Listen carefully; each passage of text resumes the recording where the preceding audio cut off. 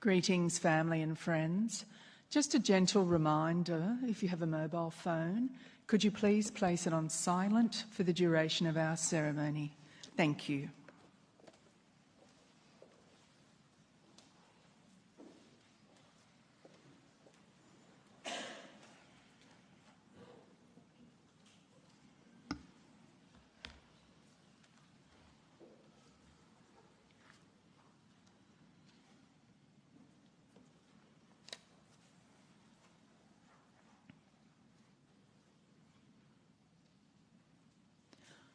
You are here today to mourn the loss, those sharing the memories, and to celebrate the life of Colette Bruce. My name is Gaynor Cobby and I'm your celebrant. On behalf of Guardian Funerals and myself, I'd like to offer you Colette's lovely family and friends who are joining us here today, and family and friends who may be joining us through live streaming, our condolences. Sometimes there are no words of comfort that I can offer when you are faced with the loss of a loved one. I think sometimes the only thing that you can do is be a lovely support to each other. There'll be so many lovely memories of Colette come back to you over the years. A fabulous song, a kind word, an echo of laughter that rekindles all those memories. Excuse me. Today we're here together in an act of unity to speak Colette's name, to talk about her actions and to remember that she has lived. Grief takes on so many different forms. Of course, we grieve for those that we have lost, opportunities in a person's life that we have missed out on. We also possibly grieve if we didn't get to say everything that we wanted to say. So let us always take opportunities with those that we love, to laugh, to cry, and to celebrate with them. I would like to take this opportunity to invite Richard to come forward to deliver our eulogy. Thank you.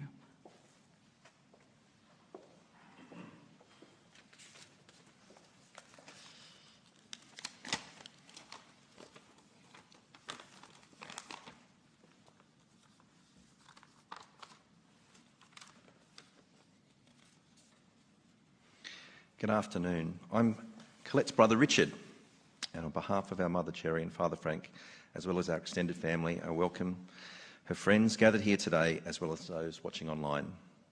Today is a celebration of Colette's life. Colette met and touched so many people through the years with her infectious smile and warmth of character that it's difficult to capture her life and spirit in words, but here I go. Colette was born in 1973 at King George V Hospital in Camperdown, just down the road from King Street, Newtown. Although she travelled extensively throughout her life, Colette often returned to Newtown where she felt at home in the suburb's vibrant and inclusive culture. Colette was the second child of Jerry and Frank Bruce and my little sister by 3 years. We grew up together in a typical suburban setting in the western suburbs of Sydney, spending countless hours in the backyard pool, playing video games and riding bikes around the neighbourhood. Colette always had a mischievous streak. Her mother recalls Colette's first day at daycare. She received a call asking her to come and retrieve her daughter, who had somehow managed to climb onto the roof. While I was content to play in our fenced-off backyard, Colette worked out pretty quickly how to climb the back fence to get into the neighbour's yard. She also acted and performed from an early age and had the confidence and cheekiness of a younger sibling. Colette attended high school at Our Lady of Mercy College, or as Colette called it, Our Lady of No Mercy. Her lifelong gift of connecting with people began in high school, where she met a group of friends who kept in touch with her throughout her life. She also began an interest in music and drama. She took up the saxophone and acted in plays and musicals. And at the all-girls school, she was cast as the Major General in The Pirates of Penzance and performed the role, beard and all, to some acclaim.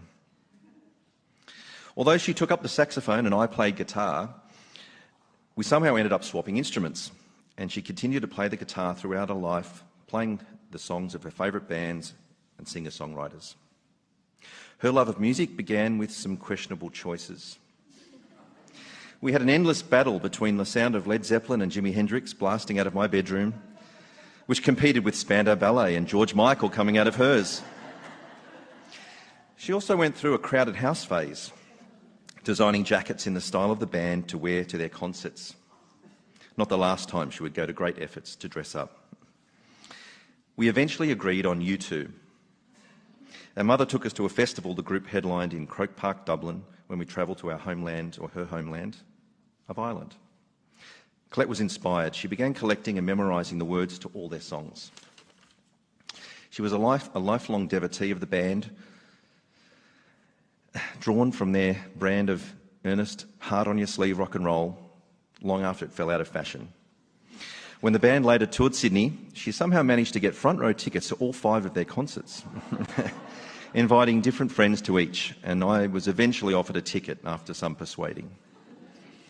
Years later, she found herself in the right place at the right time when, forlorn after having missed out on getting tickets to a recent U2 concert, she ran into Bono, who turned up late in the night at that year's Mardi Gras festival after party. When she went up to him and told him how much she loved him and the band, he gave her a big kiss, a story that she dined out on for years. During childhood, our father Frank took Colette and I to visit relatives in Austria, and it was here that he took credit for her love of motorbikes. At his uncle's place, there was an old moped that Colette loved to ride. She almost refused to go on a trip to Venice because she wanted to stay and ride the bike all day around the farm. Later in life, she became an avid motorbike enthusiast and made regular long-distance treks around the country with a group of motorbike friends. She moved out of home for the first time and headed to Newcastle University to begin an arts degree. And it's here that she discovered her love of literature and drama. She took part in the local uni and performing arts scene, playing bass guitar in local rock bands, and even had a stint in a stage show playing the role of the girl rocker Susie Quattro. She continued to pursue her love of drama by successfully auditioning for the theatre school at the University of Western Sydney, Nepean. It was here that she thrived amongst a cohort of like-minded young people beginning their careers in the performing arts. The strong friendships she made at Nepean followed her throughout her life. After drama school, she became involved in short films and also appeared in full-length feature films. While working on a movie, she confidently walked up to the lead actress on the first day of shooting and introduced herself. "Tony Colette, I'm Colette Bruce." She also appeared in the movie Doing Time for Patsy Cline, which premiered at Cannes, and she took her proud parents along to the opening of that film. Around this time, she developed the travel bug. In search of her Irish heritage, she found herself in Galway, Ireland, and ended up working at a school holiday camp. She loved the music, the language, and the humour of the Irish. Our father Frank visited Colette in Galway and remembers her enjoyment as she showed him around Galway's beautiful sights. Molly, a friend that she had met in Ireland, invited her to travel to Minnesota when her mother fell ill. A short visit turned into a 2-year stay, and Colette found herself bartending. Not always the most organised person, during her stay, she let her visa run out. When a local police officer asked her how long she was staying, she told him without hesitation that she was actually now officially an illegal alien. Her well-honed skills of persuasion, however, turned a potential deportation into having the policeman help her out with extending her visa. During her travels, Colette came out as gay to her family and friends. This was a difficult thing to do at the time, and she navigated it as best she could. She eventually became a proud member of the LGBT community and was a regular motorbike rider in the annual Gay and Lesbian Mardi Gras Festival parade. Colette and I both became teachers around the same time. Once I had completed my teaching degree, Colette wondered why the children of tomorrow should miss out on her dry wit and extravagant turn of phrase. After completing a Masters of Education degree, she moved to Armidale, working as an English and drama teacher at the Armidale School. While at TAS, she created some great collegial and personal friendships. She put a creative stamp as a director on a successful production of the musical The Addams Family, and she found great satisfaction in volunteering at a local community drama group that catered to adults with disabilities. It would be remiss of me to talk about Colette without mentioning Woo. Her dog, Patrick, otherwise known as Woo, was a big part of her life. While Colette struggled at times with personal friendships and relationships, Woo was her constant companion and went everywhere with her, and Facebook was gifted with many images of her enigmatic, tiny best friend. Colette was the best girl when I wed my beautiful wife Rachel in Newcastle, and her mother Jerry has told me that this was a proud day in her life. Her larger-than-life personality also added to the festivities of that weekend, The night before my wedding, I was putting the finishing touches on my groom's speech, and Colette had somehow organised a party down the hall in my Aunt Angela's hotel room, which included our out-of-town relatives along with a local hens night group dressed up as nurses. She also became a proud aunt to my wonderful daughter Gwendolyn, whom she was keen to impart her knowledge of all things Colette. Despite my protestations, she also added considerably to the swear jar over the years, but whenever she visited, always had a story to tell and a laugh to share. When news of Colette's passing was announced, friends generously posted comments and words and phrases that described her character. I thank you for all of those posts. Here's some of those words: funny, irreverent, vibrant, spirited, having a cheeky smile, warm, genuine, and one of a kind. Colette and I had a saying that we would say to each other whenever we said goodbye. It was borrowed from our grandmother Margaret, who would wish us good night by saying, "Guardian angel, watch over you." And today I'd like to say to Colette, "Guardian angel, watch over you." Thank you.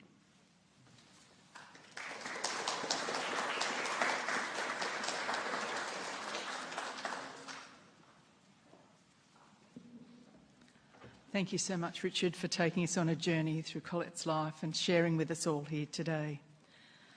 I would like to invite Vanessa to come forward. Thank you, Vanessa.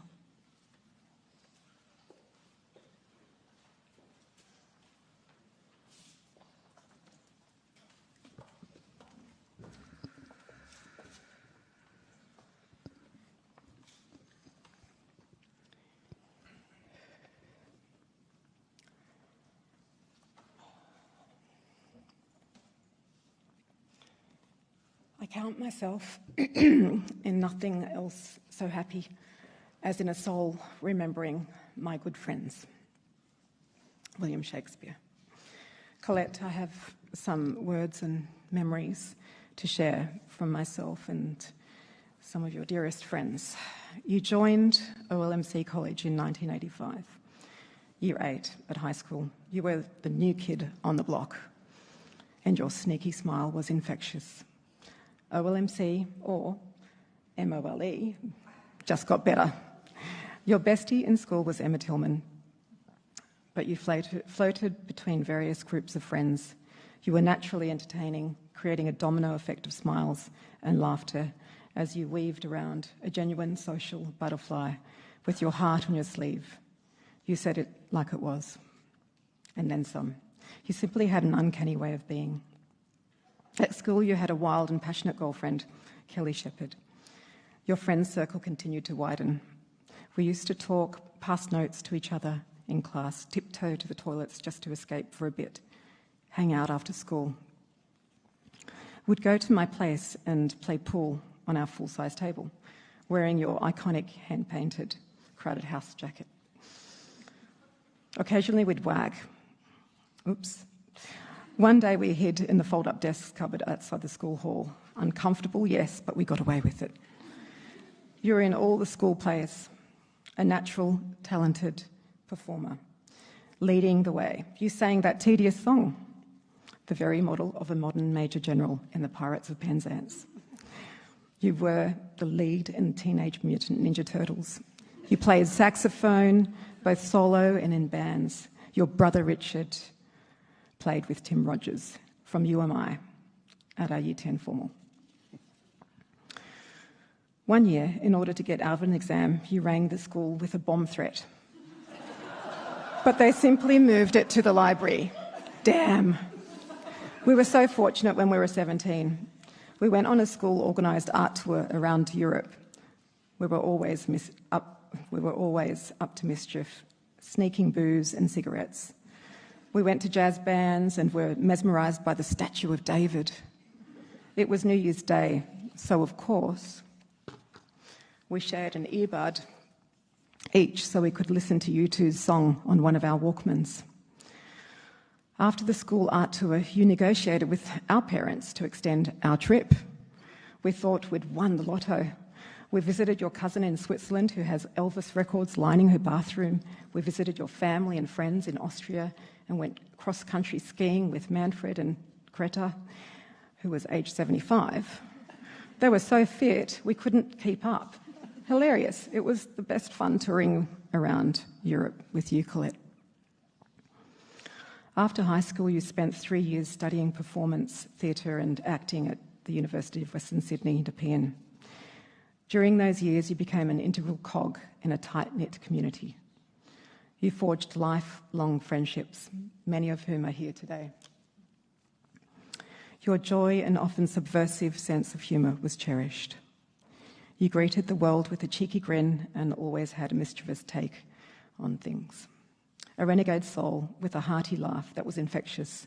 There was something about your naughty twinkling eyes and razor-sharp wit that helped hold these uni friends together, sometimes through tough times. Your huge heart and empathy propped everyone up, especially when people felt raw and vulnerable. You had a knack of turning stress into hilarity, releasing the pressure for all, a necessity in the world of performance and theatre. You made friends so easily and kept in touch, a supporter, an enthusiast, a comrade, and a natural comedian. Non-judgmental, you took people as they were, a loyal friend, dearly caring. You could talk to anyone with confidence, charm, and genuine interest.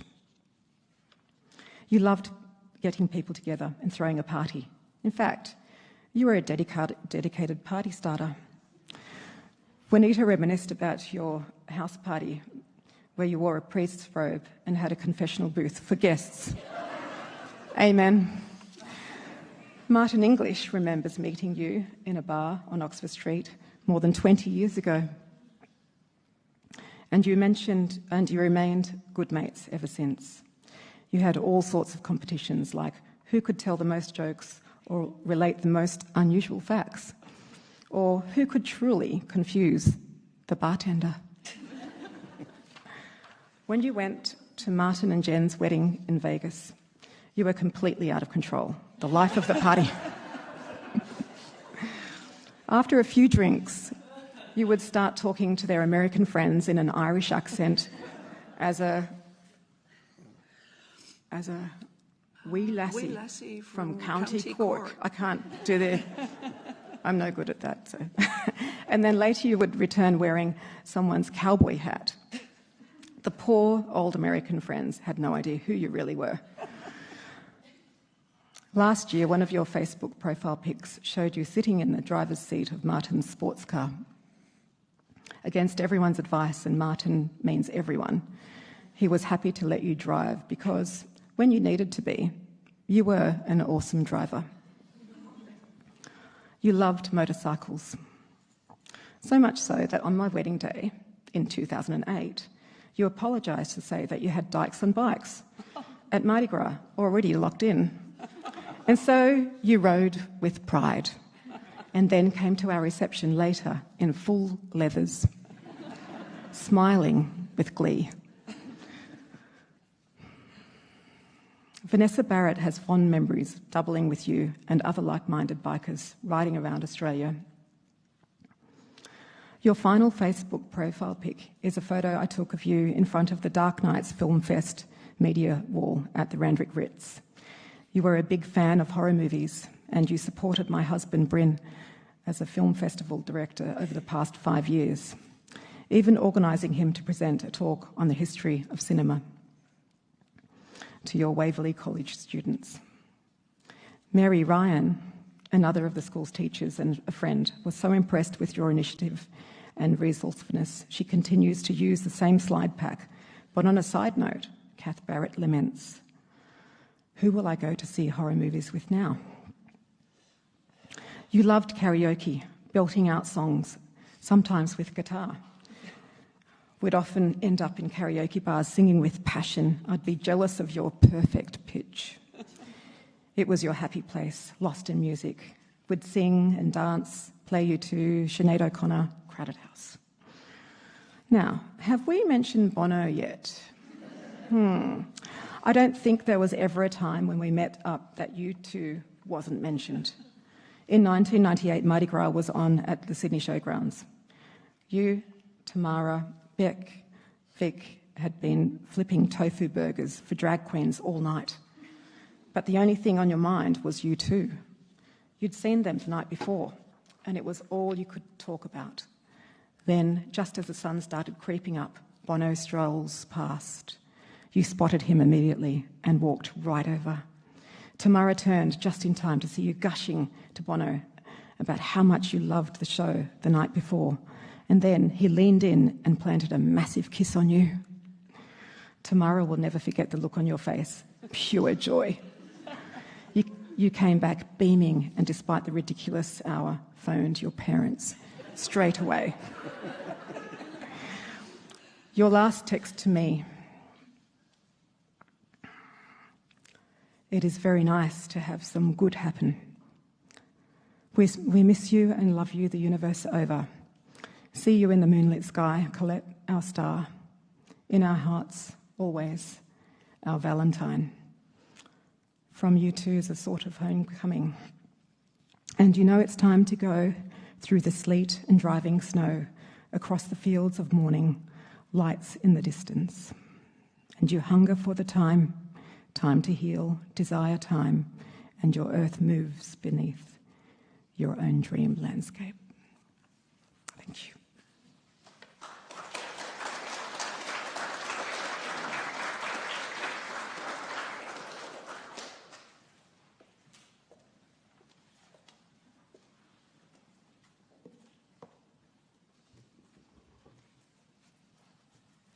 Thank you so much, Vanessa, for sharing those wonderful memories with us all. I'd now like to invite Kula to come forward. Indy, Mira and Ruby, please.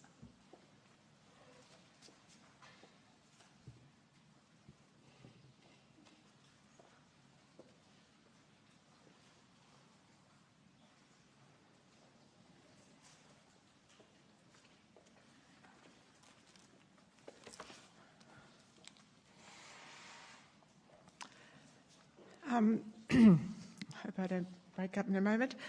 I feel very privileged, very honoured to have been asked by jury to deliver this speech to celebrate Colette's life.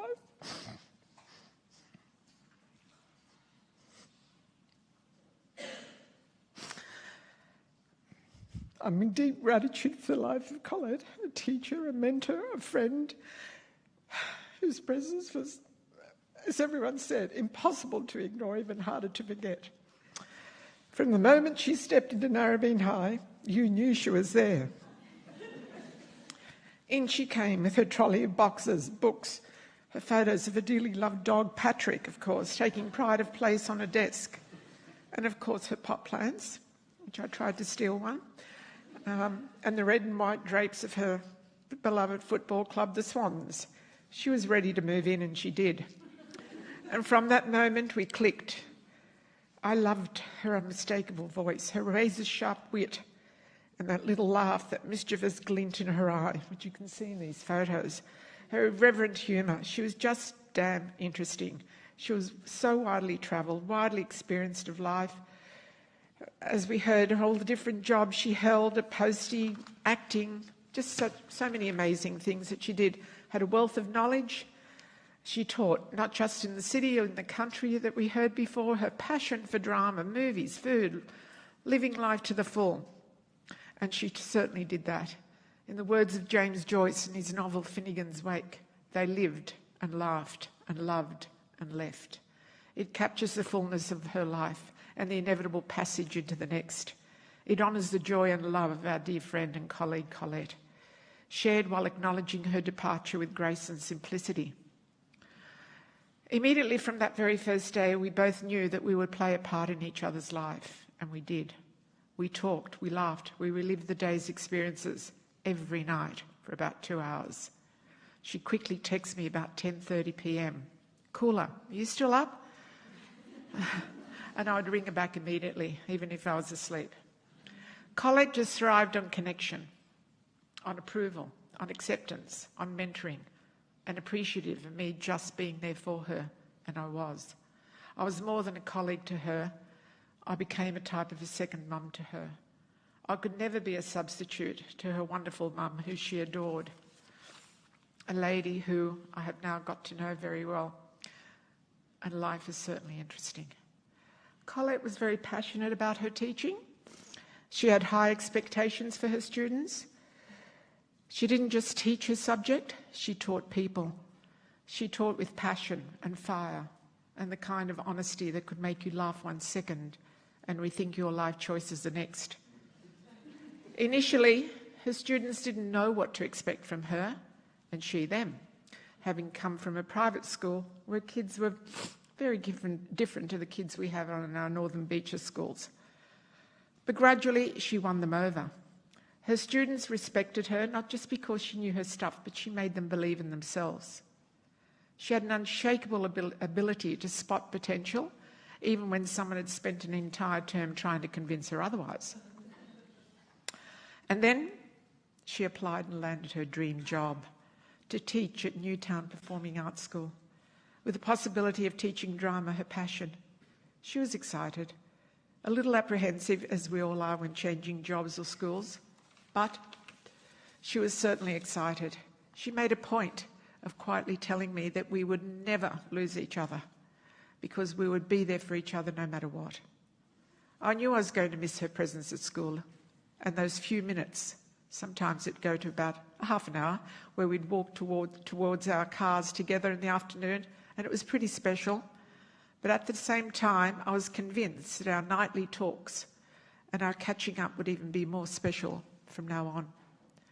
A promise we'd made to each other, and indeed we certainly did catch up right over the Christmas break, quite a few times, and the day before she died.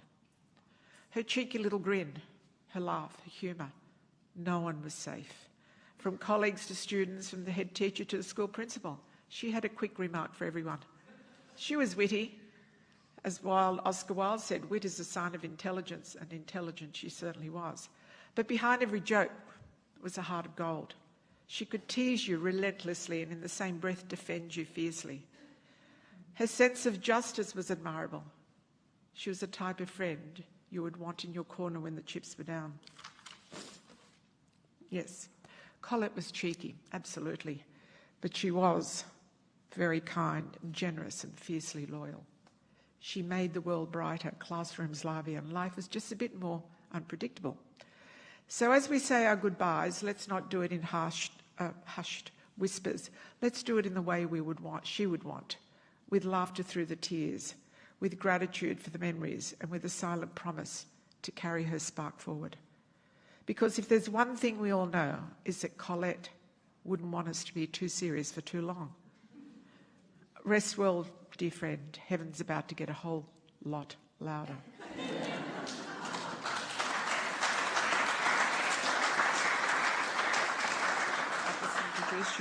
These three lovely girls have volunteered. They came up to me and approached me individually.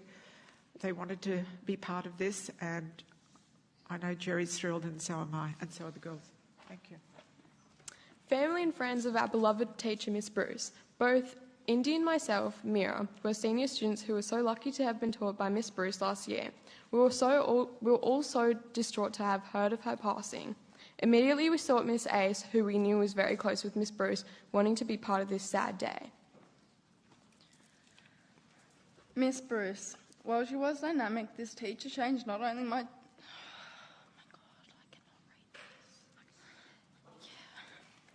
Miss Bruce, she was dynamic. This teacher not only changed my trajectory at school, but many others as well.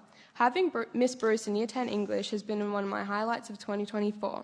She was the unchangeable force that brought light and joy into the classroom. She just knew so much about thought-provoking topics, always ready to engage her students in captivating and interesting conversation. When she wasn't taking a class, she would offer her free time to guide stressed students like myself through assessments to prepare them for success. Filled with authenticity, her brightness glowed from within, always a helpful and kind-spirited person. From the time I thought schoolwork was too much, she would guide me through it, criticising certain areas and appreciating others, subsequently sharing my through when handing back results. Miss Bruce was the teacher who would give you a smile or a thumbs up during an exam to main hope. She was the teacher who would always be a real help with no beating around the bush. At the end of the day, Miss Bruce was the teacher you would remember. She was the exciting and wonderful teacher who changed your day, even in the slightest. If it was her witty remarks or her immense knowledge of literature, She was the character that stayed with you. When I think of Miss Bruce, I think of her ability to analyse and pick apart cryptic poetry that seemed impossible to decipher. She would tell us of stories of her pet, her dog Patrick. I think of the seemingly never-ending expanse of knowledge she possessed about motorcycles, about theatre. I could go on with the infinite qualities that made her one of a kind, but in my opinion, most importantly, is when I think of Miss Bruce, I think of her good-hearted and unbreakable spirit. Through this, her legacy lives on, being the person who encourages people to push forward, transforming so many people's walks of life. To the celebration of Colette's life, we will never forget her. Her memory will live on all the students who were lucky to have been taught by her. Thank you.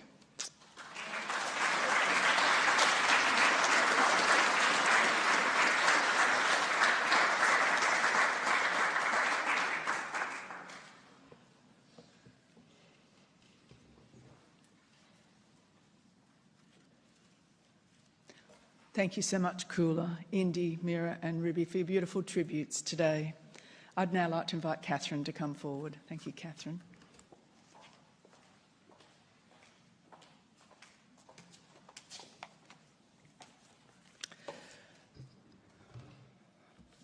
Thank you, Jerry and Frank, for the opportunity to share a few little stories today about my dear friend Colette.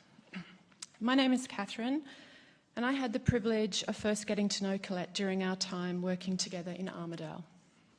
Colette's time in Armidale was marked by great highs and great lows, a devastating love loss, but also great friendships found. Armidale was probably the last place anyone who knew Colette well would expect her to end up.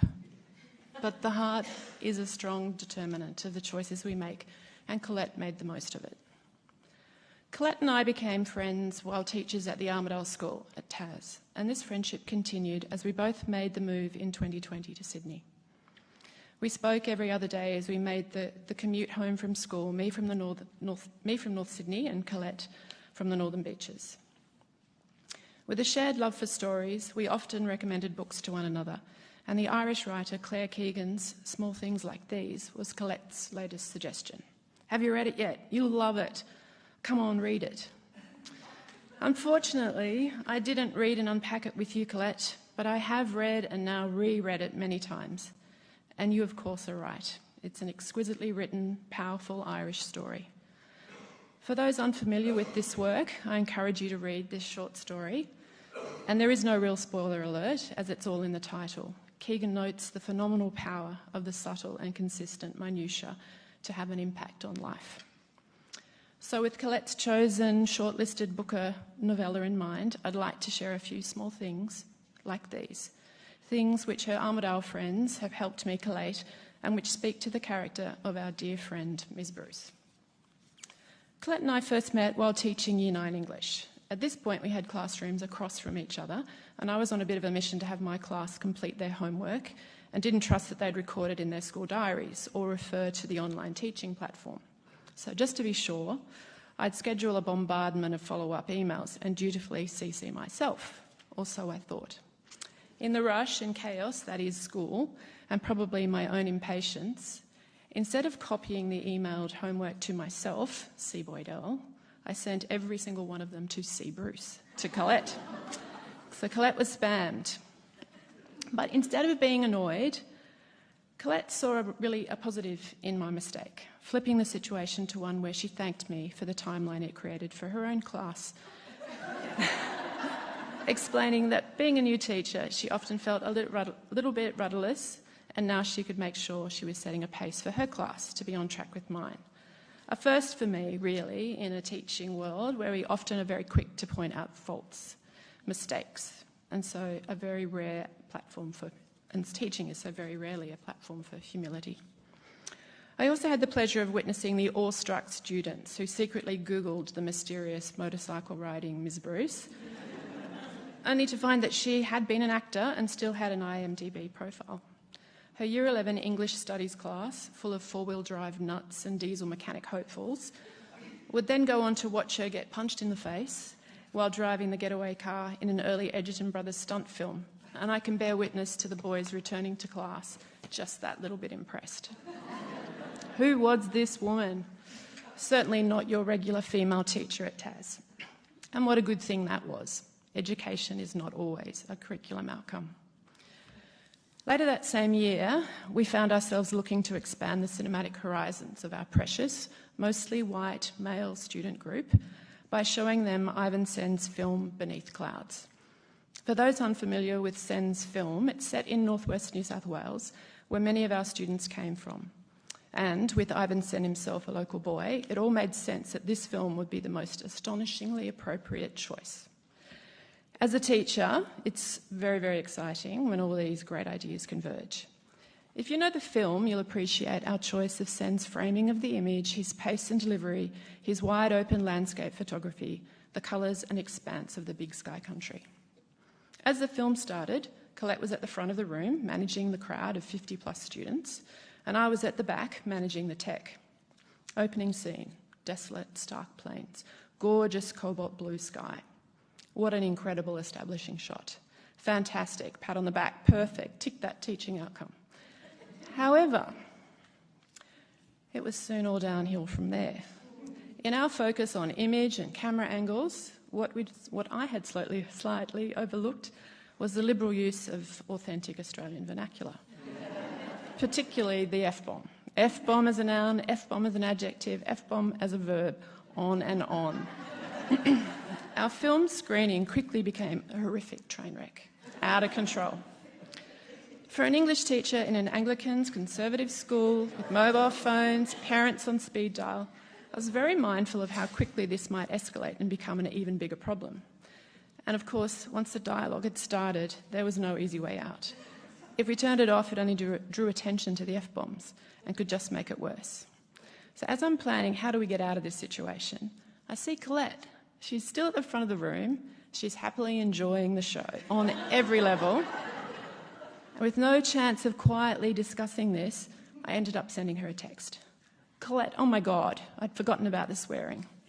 Time keeps passing, and in true and beautifully irreverent Colette style, absolutely on point, she replied, I don't think they'll fucking notice.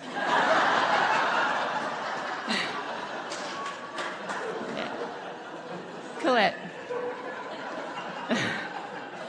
Colette, thank you for your sensible and realistic perspective. And of course you were right, they didn't notice. Colette was a fantastic colleague and a true friend. Her wicked sense of humour always brought fun and positivity. In her colleague Mark Harrison's words, I always knew when Miss Bruce, my good friend Colette, was teaching middle school English extension lessons. Always knew from the laughter. A wonderfully irreverent blend of drama method and English teaching flavoured her classes. Thank you, Colette, for the flavour only you could provide. You didn't just make boys think, you allowed them to want to think. Not bad for a 14-year-old boy's appreciation of the romantics. In the staff room, Colette's colleague and good friend Regina Pollard described Colette as always taking the time to ask how you were, genuinely concerned for your well-being. Colette was incredibly generous and would give without hesitation, from adding to the staff's stash of chocolates to offering her teaching resources. She had the ability to make people feel understood, supported and valued. There is no greater quality in a colleague. As we've already heard, one of Colette's greatest triumphs while at TAS was directing the stunning production of The Addams Family in 2018. Her dear friend and drama colleague Lisa Denton described how Colette loved her Addams Family cast and crew and continued to follow the careers of her students well after they'd left school. In fact, Colette was responsible for inspiring many of her students to take to the stage, igniting their initial acting spark. Colette had a knack for engaging those students who struggled, and at the same time, she was able to set an example of tolerance, kindness, and patience. Henry Moore, a Trinity speech and drama student, remembers how Colette made her students focus on characterisation, wanting them to really see how it feels to walk in someone else's shoes, a nod not only to drama skills, but a life lesson in acceptance and understanding of difference. What more could you ask for from a teacher? Colette had the great gift of making conversation and friends easily. She'd often meet, just by chance, ex-students along King Street in Newtown while they were at university. She'd snap a selfie with them and share these with her TAS colleagues. Both students and Colette always happy to catch up. And Colette would be beaming with pride. The power difference between teacher and student gone, replaced with genuine interest as humans. In one of the last phone calls I had with Colette, she told me how she'd been in touch with an ex-student, Ellen, who had played Wednesday in the Addams Family production. Colette was so excited to relay all that Ellen had achieved while acting in Sydney. She was so proud and pleased for Ellen that she had been so successful. On a personal level, Colette was a great friend to me.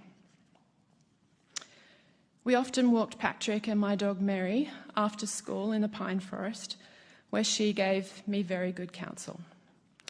As a mum of 2 transgender children, I have so much to thank her for. She took the time to listen and empathise as I navigated the uncharted waters of the struggles my kids now faced, and the unexpected love extended to us by the LGBTQI community. She always found ways to celebrate my children and somehow to congratulate me on what I viewed as clumsy parenting. Colette helped me to become confident that I could manage things and know that my kids would be okay. Yet for Colette, her life and quite often her work were not always easy. She encountered difficulties like all of us. Colette had her faults too. In the words of her good friend Catherine Tominga, Colette was a beautiful soul, a true friend who was fiercely loyal to those she loved, her friends and her tribe. Yes, she was somewhat of a rogue, and yes, she was quite often in trouble. And yet didn't we love her all the more for it? Because Colette was always her absolute authentic self. Small things like these. This is Colette, a little act of tolerance, a small dose of kindness, a gentle generosity, an intelligent understanding, a roguish laugh, a wicked joke, an outlandish story, a warm welcome, an acceptance of all, an authentic self. Small things like these make Colette's life so actually pretty phenomenal. What an impact she has had. Thank you, Colette, for being you. I think it's true to say the world was often not always as generous to you as you were to those around you, and I am sorry for this. It makes losing you in this way so heartbreaking. Rest in peace now, my dear friend.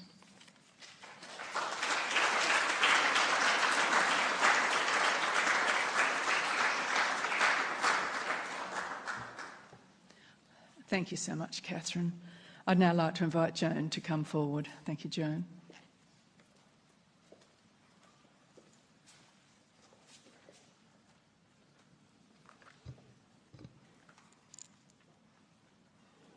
Hi everyone, my name's Joan. I'm Colette's aunt, Jerry's sister. I was around when Colette came into the world. It seems utterly incomprehensible to me that I'm here today to see Colette leave this world. This is not how it's meant to be. And I know that's a sentiment probably shared by many of her family and also her friends that are here today. Only 9 months ago, Colette gave such a heartfelt and eloquent eulogy for her Aunt Angela, our beloved sister. How can it be that we're here today doing the same for Colette? To Colette's friends, I've been so touched, humbled, and so grateful for the love, the support, and the kindness that so many of you have shown to Jerry in this time of unimaginable sorrow. Especially Vanessa and Bryn, Martin and Jen, Kula. Thank you from the bottom of my heart. My heart goes out to all of you who loved and laughed and shared and cared for Colette. To see the outpourings of love, humour and sadness on Facebook has been so touching. Colette was like a shooting star that blazed across the sky, dazzling intense, and wondrous to behold in full flight. Awesome, in fact. And of course, such intensity burns brighter, but also faster, and is gone too soon from our gaze. And so it is with Colette. She's gone from us too soon, too soon. Colette lived life on her own terms, and she lived it to the full. And for this I'm so proud of her and happy and eternally grateful. And like a shooting star, Colette could be seen as she blazed from right around the world. And so this service is being viewed by many friends and family from right around the globe. Belfast, Galway, Donegal, Auckland, Austria, Germany, Madrid, London, Dorset, Surrey, Kent, Minnesota, and of course around Australia. Her friendships were global. Colette made friends easily, and wherever she went, such was her nature. People gravitated toward Colette, drawn perhaps by her energy, her passion, and her enthusiasm for life. Colette was particularly proud of her Irish heritage, and of course she went and lived in Ireland several times and went there on holidays. She loved Irish music, Irish whiskey, and of course Irish humour. So I would like to say goodbye to Colette with what is normally a traditional Irish blessing. But Colette, of course, was not at all religious, but she was spiritual. And so out of respect for her and in keeping with her views, which I also share, I've modified this to be an Irish farewell rather than a blessing. Colette's last Facebook post was about the moon, its beauty and its brightness, its fragility. So I think Colette, our shooting star, would approve. May the road rise to meet you.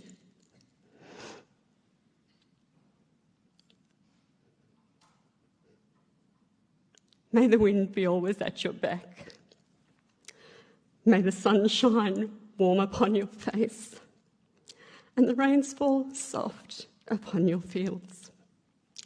And until we meet again, may the universe hold you in the palm of its hand.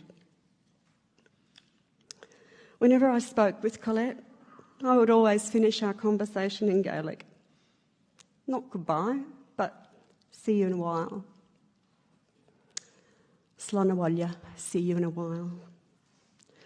And so in disbelief and sorrow, and with a heavy heart, but thankful for her life, to my beloved little niece, Slánna Yakbiag, Slánna.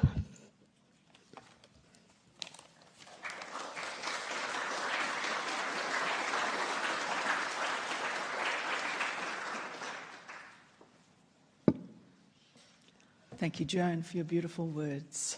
I'd now like to invite Jerry to come forward. Thank you.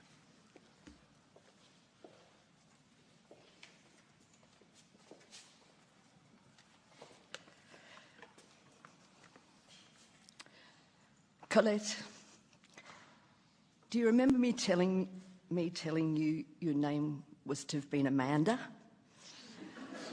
And then explaining that Colette was, in fact, my confirmation name. And when I first saw you, I knew you were a Colette.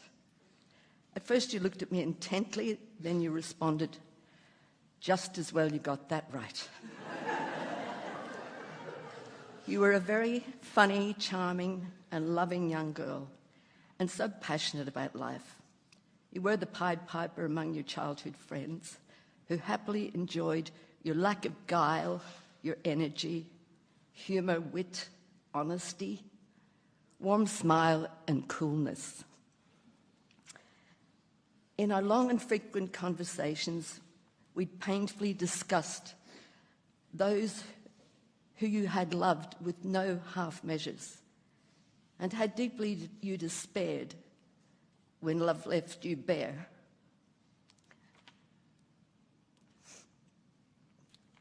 on our frequent chats, our laughter and our common interest, discussions about books, theatre, film, music, the arts and literary events, I will sorely miss. You have enriched my life, and I am so grateful. Your smile and chuckle, the eloquence of your speech, and the way you would gently admonish me and tell me, "Mum, you need to swear more," are held deeply in my heart. The brave and intelligent way you used irreverence, nonconformity, and facts to challenge, entertain, and motivate your students, and let others know you did not accept their views or behaviours when they were unacceptable or damaging to others, made me so proud. You definitely had the justice gene. When you overcame a difficulty, you would say, "Mischief managed, Mum." But when you were down, you would often say to me, "I just want to be my authentic self. Why can't society allow that?" You were brave, clever, intelligent, fiercely loyal, without ego, and when needed, fierce. You gave me a T-shirt once, not long ago. On the front was written, "My mum." On the back was, "If you hurt her, they will never find your body."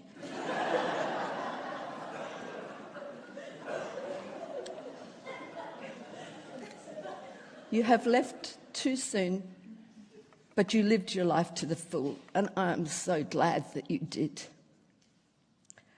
Your last request was that your heroic and loyal dog, Mr. Wu, Patrick, be taken care of. This has happened, and he looks well. Your dad has him now, and Mr. Wu has been training him vigorously to make sure he retains the lifestyle you enabled him to become accustomed to. The training is effective, and your dad and Mr. Wu are happy in each other's company. You're with me always, Colette. Au revoir, my little girl. My daughter, my confidant, my friend. And in the words of your favourite bard, Will Shakespeare, good night, sweet Colette. And flights of angels take thee to their rest. Thank you.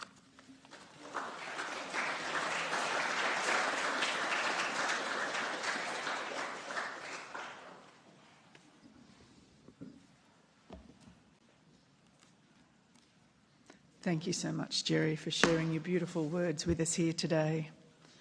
The time has come for you all just to pause and reflect and think about your times that you've spent with Colette. You'll all have your own memories. They'll all be different, but certainly with love and laughter. We have a lovely presentation of photographs for you to watch while you think about her.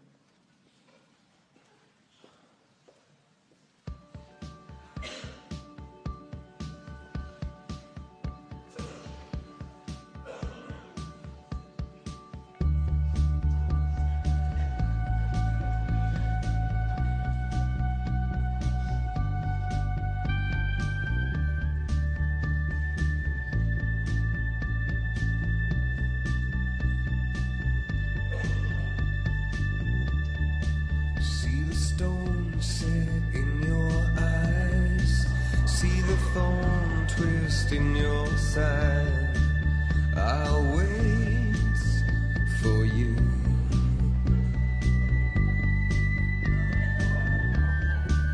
Sleight of hand and twist of fate. On a bed of nails, she makes me wait, and I wait without you, with or without you.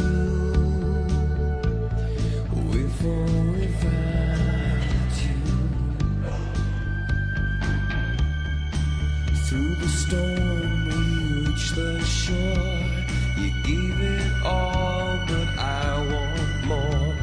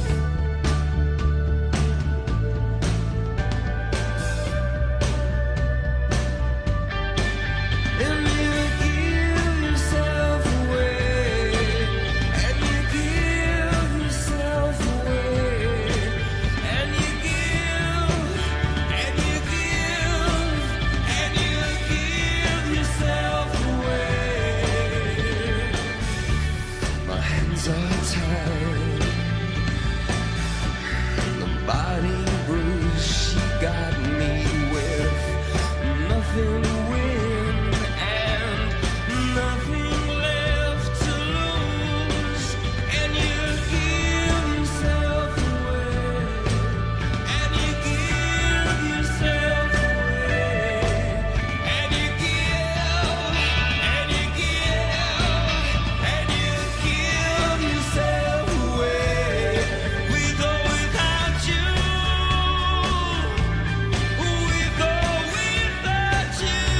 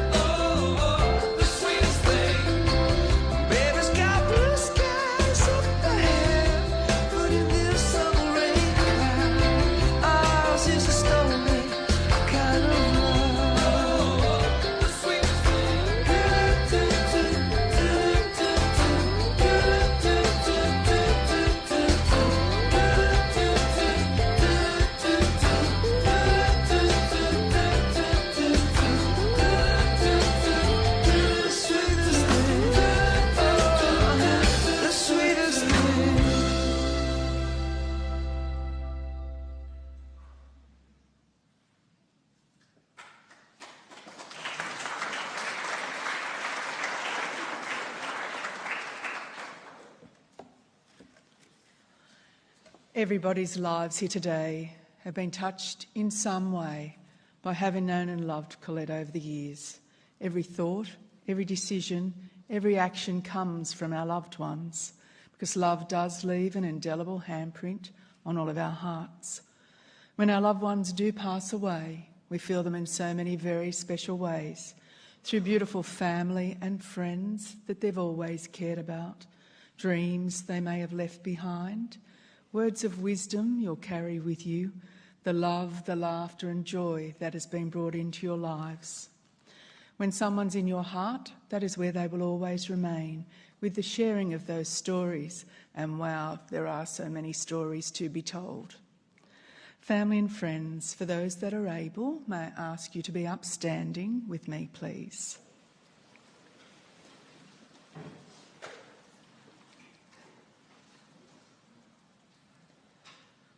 Our family would like to thank you all for the love and kindness shown to them at this very difficult time. You're all warmly welcome to join our family today for light refreshments and to continue to share those lovely memories and stories in the Sapphire Room. I have a poem from Colette today. Are you happy if I read it? And it's called Raise a Glass. Do not mourn me.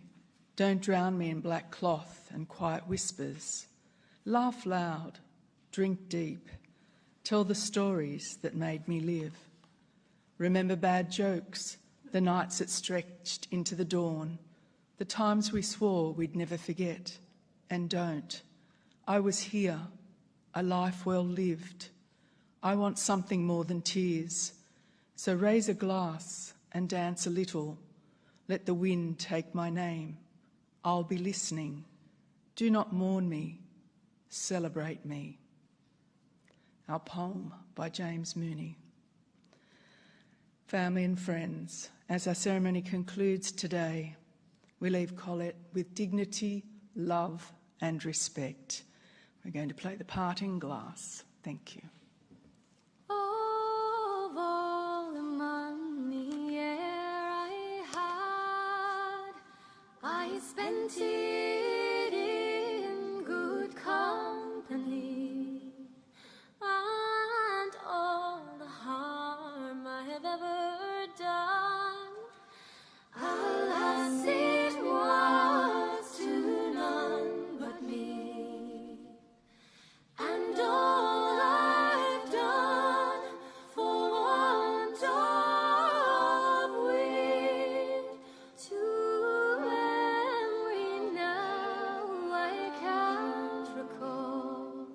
So fill to me the parting glass. Good night and joy be to you all. So fill to me the parting glass and drink health whate'er befalls. Then gently rise and softly call. Good night and joy be to you all. Of all the comrades that e'er I had, they're sorry for my going away, and all the sweethearts that e'er I had